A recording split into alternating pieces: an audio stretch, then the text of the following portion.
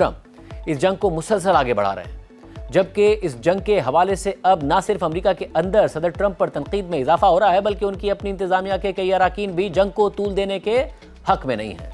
और अब अमेरिका के नेशनल काउंटर टेररिज्म सेंटर के डायरेक्टर जो केंट ने भी इस जंग की हिमायत से इनकार करते हुए इस्तीफा दे दिया है। जो केंट ने अपने इस्तीफे में लिखा है कि काफ़ी सोचने के बाद मैंने नेशनल काउंटर टेररिज्म सेंटर के डायरेक्टर के ओहदे से इस्तीफा देने का फैसला किया है।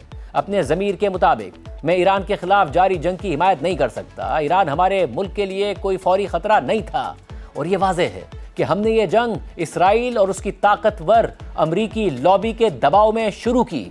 मैं उन इक़दार और खारजा पॉलिसियों की हिमायत करता हूँ जिनकी बुनियाद पर सदर ट्रंप आपने 2016, 2020 और 2024 में इंतखाबी मुहिम चलाई थी और जिन पर आपने अपनी पहली मुद्दत सदारत में अमल किया था। जून 2025 तक आप समझते थे कि मशरिक़ वस्ता की जंगें एक जाल हैं जो हमारे मुहिब्बे वतन शहरियों की कीमती जानें छीन लेती हैं और हमारे मुल्क की दौलत और खुशहाली को कम कर देती हैं। मौजूदा हुकूमत के इब्तिदाई दिनों में इसराइल के आला हुक्काम और अमरीकी मीडिया के बाअसर अफराद ने गलत मालूमात पर मबनी एक मुहिम चलाई जिसने मुकम्मल तौर पर आपके अमरीका फर्स्ट प्लेटफॉर्म को कमज़ोर कर दिया और ईरान के खिलाफ जंग की हौसला अफजाई के लिए जंगी जज्बात को भड़का दिया। बार बार ये बातें दोहरा कर आपको ये यकीन दिला दिया गया कि ईरान अमरीका के लिए फौरी खतरा है और अगर आप अभी हमला कर दें तो तेज़ रफ्तार फतह का वाज़े रास्ता मौजूद है। ये एक झूठ था और ये वही तरीक़ा था जो इसराइलियों ने हमें इराक की तबाहकुन जंग में धकेलने के लिए इस्तेमाल किया था, जिसने हमारे मुल्क के हज़ारों बेहतरीन मर्दों और औरतों की जानें ले लीं। हम ये गलती दोबारा नहीं दोहरा सकते।